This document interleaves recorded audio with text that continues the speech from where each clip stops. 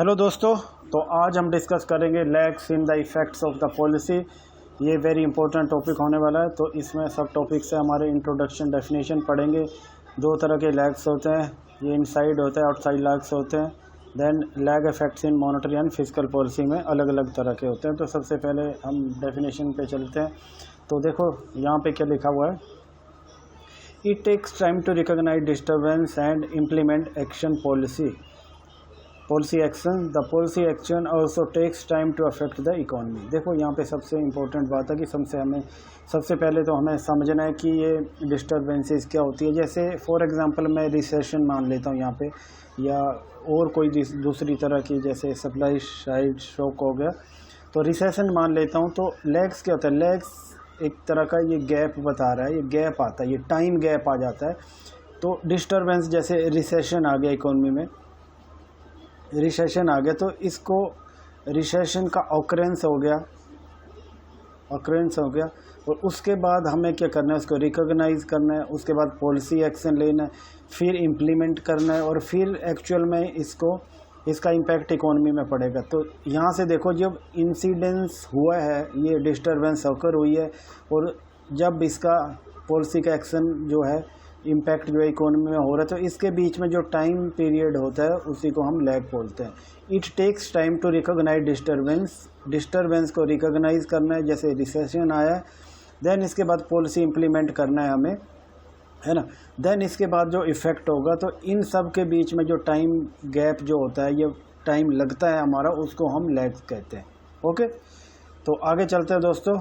तो no action is required if disturbance is temporary और one period. जैसे temporary है कि कोई भी अगर रिसेशन आ गया, कुछ आ गया, या अगर ये डिमांड कम हो गया, ये टेम्परेरी वन पीरियड के लिए है, तो इसमें कोई एक्शन की रिक्वायरमेंट नहीं है।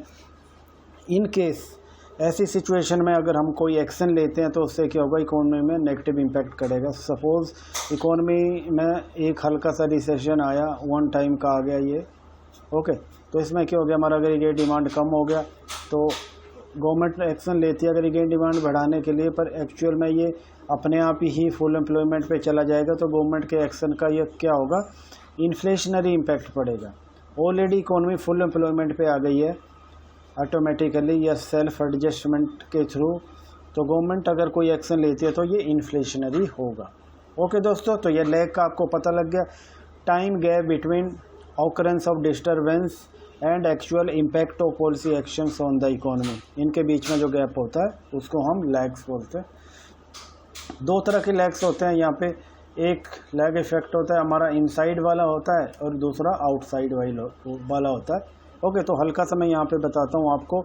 जब कोई डिस्टर्बेंस ऑकर हो जाती है, डिस्टर्बेंस की ऑकरेंस हो जाती है, और उसके बाद जो आप कोई पॉलिसी एक्शन लेते हो या इम्प्लीमेंट करते हो कोई पॉलिसी, तो इनके बीच का जो पीरियड होता है उसको हम इनसाइड लैग बोलते हैं।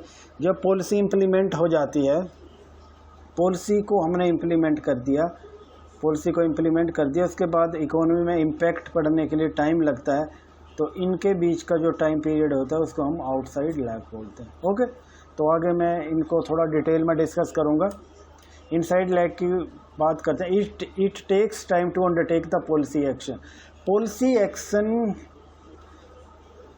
लेने में जो भी टाइम लगता है उसको हम इनसाइड लैग बोलते हैं। तो इसको देखो, तो ये तीन तरह के होते हैं। रिकॉग्निशन लैग होता है, period that elapses between the occurrence of the disturbance and time the policy maker recognize that action it required. Okay, तो इसमें क्या है, जो ऑकरेंस हो गया, जैसे आपको पता है कि रिसेशन आ गया, तो इकोनॉमिक डाटा आने में जैसे 3 या 4 मंथ में जो भी गवर्नमेंट का डाटा आता है उस आने में टाइम लगता है, तो तब तक हमें पता नहीं लग पाएगा कि रिसेशन का डेप्थ क्या है, किस तरह का है।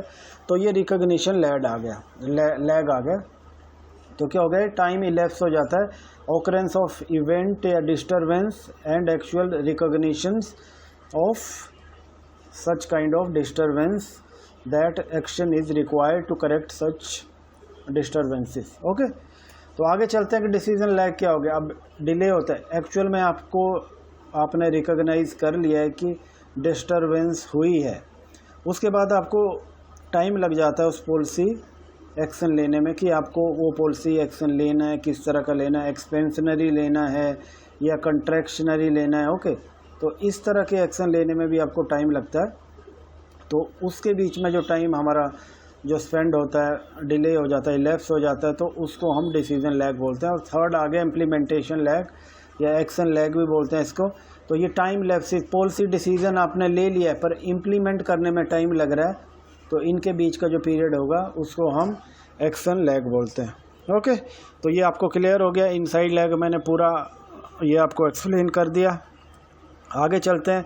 आउटसाइड लैग क्या होता है? आउटसाइड लैग में होता है कि time it takes policy measures to work its way through the economy, immediate impacts और स्मॉल। देखो यार, यहाँ पे क्या हो रहा है कि यहाँ पे आपने जो है पॉलिसी इम्प्लीमेंट कर दिया है, इम्प्लीमेंटेशन हो गया पॉलिसी का। इम्प्लीमेंटेशन के बाद क्या होता है, इकोनॉमी में जो इम्पैक्ट पड़ेगा उसमें टाइम लगेगा, धीरे धीरे टाइम इम्पैक्ट करेगा। जब तक ये इम्पैक्ट पूरा होगा तो उसमें टाइम लगेगा। तो इम्प्लीमेंटेशन और इम्पैक्ट के बीच का जो पीरियड होता है, ये पीरियड जो होता है इसको क्या बोलते हैं हम? इसको आउटसाइड लैग बोलते हैं, आउटसाइड लैग बोलते हैं। ओके, यहाँ पे भी देखो, जैसे फॉर एग्जांपल आप ले लेते हो कि रिसेशन आ गया इकोनॉमी में, रिसेशन से डील करने के लिए गवर्नमेंट ने एक्सपेंडिचर बढ़ाया।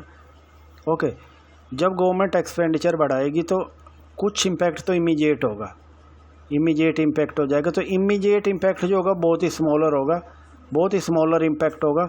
और जो बाद का इम्पैक्ट होगा जो मल्टीप्लायर के थ्रू पड़ेगा हमारा, इस तरह से आपको पता है मल्टीप्लायर का ये हमारा फॉर्मूला है। तो इसको पूरी मल्टीप्लायर प्रोसेस को मटेरियलाइज होने में काफ़ी टाइम लगेगा इकोनॉमी में। तो धीरे धीरे होगा। आपको पता है कि किसी एक की स्पेंडिंग दूसरे की इनकम है, तो इसी तरह मल्टीप्लायर काम करते करते हमारा जो है एग्रीगेट डिमांड में इंक्रीज़ करेगा, जो कि गवर्नमेंट के एक्सपेंडिचर में जो चेंज हो रहा है उसके मल्टीपल टाइम होगी, मल्टीपल टाइम हो जाएगी। तो उस हिसाब से हमारी इकोनॉमी में या एग्रीगेट डिमांड में इम्पैक्ट पड़ेगा। ओके, तो अब देखते हैं कि जो हमारा लैग इफेक्ट जो होते हैं, ये इनसाइड होता है, आउटसाइड होता है। ये मॉनेटरी फिस्कल पॉलिसी में दोनों में अलग तरह से होता है। तो इनसाइड लैग की बात करते हैं हम। तो fiscal policy inside lag is relatively longer than the monetary policy. देखो, इनसाइड लैग आपको पता है कि कोई भी इवेंट जो है या इंसिडेंट ऑकर हो गया, उसके बाद जो पॉलिसी इम्प्लीमेंटेशन तक का जो टाइम होता है, पॉलिसी जैसे occurrence of event and policy implementation to correct such event, इनके बीच का जो पीरियड होता है उसको क्या बोलते हैं हम? इनसाइड लैग बोलते हैं। तो आपको पता है कि मॉनेटरी पॉलिसी बहुत ही जो है एक जो है एफिशिएंट मैनर में काम करती है। तो यहाँ पे पूरी तरह से डिसाइडेड होता है कि मॉनेटरी पॉलिसी कमेटी कब मिलेगी, कब नहीं मिलेगी। और इसमें एक्सपर्ट्स होते हैं काफ़ी ज़्यादा मॉनेटरी पॉलिसी में। तो इनसाइड लैग जो है वो लैग काफ़ी कम होता है मॉनेटरी पॉलिसी में। ओके, और आपको पता है कि जो हमारी फिस्कल पॉलिसी होते हैं, हमारे पॉलिटिशियंस होते हैं, वो इतने एफिशिएंट नहीं होते हैं। उनके एडवाइज़र भी होते हैं पर फिर भी इतने एफिशिएंट नहीं होते पॉलिटिशियन। तो इसके कारण क्या होता है, इनसाइड लैग जो है मॉनेटरी फिस्कल पॉलिसी में काफ़ी ज़्यादा होता है, फिस्कल पॉलिसी में ज़्यादा होगा। और आउटसाइड लैग की बात करते हैं तो आउटसाइड लैग उल्टा होता है। ये मॉनेटरी पॉलिसी का आउटसाइड लैग काफ़ी बड़ा होता है फिस्कल की तुलना में। एक बार गवर्नमेंट ने एक्सपेंडिचर कर दिया, ओके, इसके बाद इकोनॉमी में जो इम्पैक्ट होगा वो बड़ी जल्दी होगा। पर आपको पता कि मॉनेटरी पॉलिसी में मनी सप्लाई में चेंज होगा, उसके बाद हमारा कॉमर्शियल बैंक्स या फाइनेंशियल इंस्टीट्यूशंस है, उन पे डिपेंड करेगा वो आगे उस मनी सप्लाई को इंक्रीज करते हैं नहीं करते हैं। इसके बाद हमारा रेट ऑफ इंटरेस्ट चेंज होगा। ओके, उसके बाद हमारा क्या होगा, एक्सपेंडिचर चेंज हो जाएगा, जो भी इन्वेस्टमेंट या कंजम्पशन एक्सपेंडिचर होगा। तो देखो, यहाँ पे काफ़ी लंबी प्रोसेस है ये मॉनेटरी पॉलिसी में। तो इसीलिए आउटसाइड जो लैग होता है मॉनेटरी पॉलिसी में वो काफ़ी ज़्यादा होता है।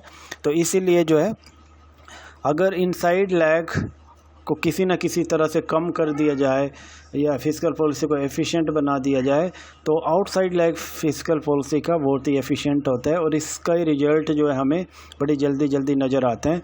और मॉनेटरी पॉलिसी का जो आउटसाइड लैग काफ़ी ज़्यादा होता है और कई बार तो ऐसा होता है कि मॉनेटरी पॉलिसी सक्सेसफुली नहीं होती। जैसे जो कीन्जियन इकोनॉमिस्ट है वो बताते हैं कि लिक्विडिटी ट्रैप का सिचुएशन आ जाता है। तो लिक्विडिटी की कंडीशन में हमारी जो है मॉनेटरी पॉलिसी इफ़ेक्टिव नहीं होती है, तो इसलिए फिस्कल पॉलिसी ज़्यादा इफ़ेक्टिव होती है। ओके दोस्तों, ये लेक्चर था। Thanks for watching.